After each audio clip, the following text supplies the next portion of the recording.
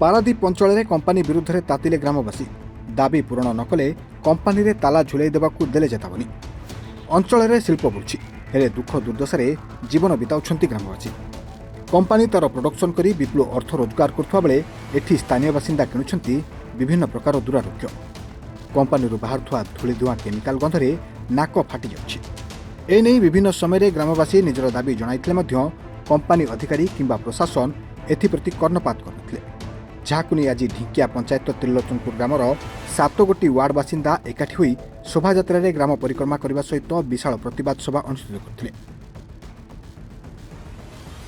ग्रामवासी द्वारा 10 दफा दाबी कंपानी कर्तृपक्ष स्थानीय जिला प्रशासन मुख्यमंत्री उद्देश्य प्रदान करा सहित निर्दिष्ट समय सीमा मध्य जदि दाबी पूरण करिबारे प्रशासन किंबा कंपानी असमर्थ हुंती तेबे बाध्य होई कंपानी रे ताला झुलाई अख चक बंद करने को चेतावनी दैछंती शिल्प क्षतिग्रस्त एकता मंच। हाँ, सुधीर पंडा ग्राम त्रिलोचनपुर आमर चतुर्पार्श्व शिल्प नुआ शिल्प सब गढ़ी उठुची। से शिल्प को नहीं जो कंपानी सब आमको प्राय अणदेखा करा जाउची। आमर सीएसआर पैसा बहुत दूर रे जाई खर्च होउची किंतु आम ए अंचल रे खर्च होउनी।